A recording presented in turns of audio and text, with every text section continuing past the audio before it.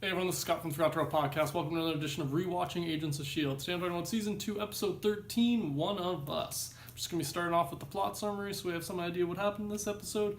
And then I'm going to be just talking about my general thoughts, some foreshadowing Easter egg elements I noticed in this episode. So let's just start with that plot summary, which says Cal recruits dangerous individuals from S.h.i.e.L.D's gifted index to settle his vendetta. Coulson and Bobby investigate and are led to Coulson's hometown, where the criminals have seized the local school stadium. May enlists Dr. Andrew Garner, her ex-husband, and a psychoanalyst to work with Skye, who is now on the index herself.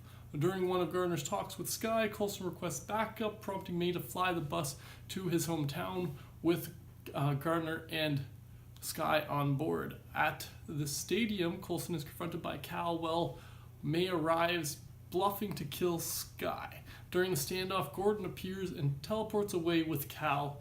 As for Coulson's team, as Coulson's team subdues Cal's group, Skye starts causing tremors, only stopping this by directing her abilities inward, creating hairline fractures throughout her body. Elsewhere, Mac hides Hunter in a safe house until they are extracted by an organization that Mac calls the Real S.h.i.e.L.D. And Gordon takes Cal to his superiors, belittling him for using science to increase his strength. So that's the plot summary for this episode, guys.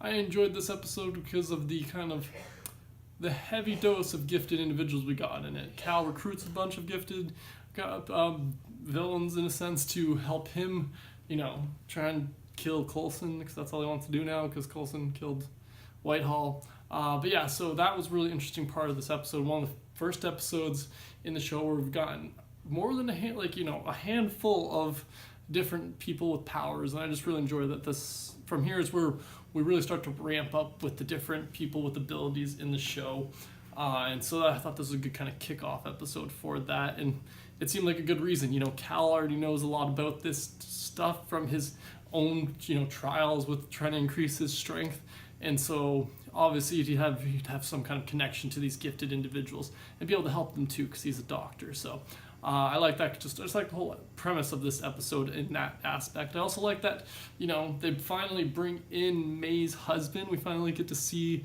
the face that we've been referred to a few times, or her ex-husband, I should say.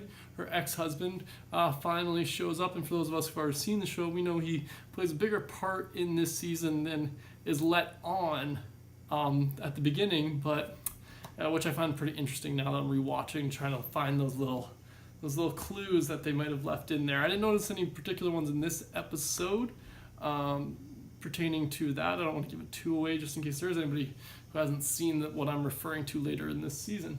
But yeah, so I really enjoyed that element, though, of May's ex-husband coming in, him also being a psychoanalyst. I'm not sure if I'm saying that right, but he's pretty much just trying to help Skye work through her stuff, and I just really like that it's kind of a semi-connected person, but they still brought somebody new in, so Skye kind of can trust him because because May trusted him at some point. So I just really enjoyed the way they thought that through and the way it was executed throughout this episode, and it continues to be executed throughout the rest of the season a few more times.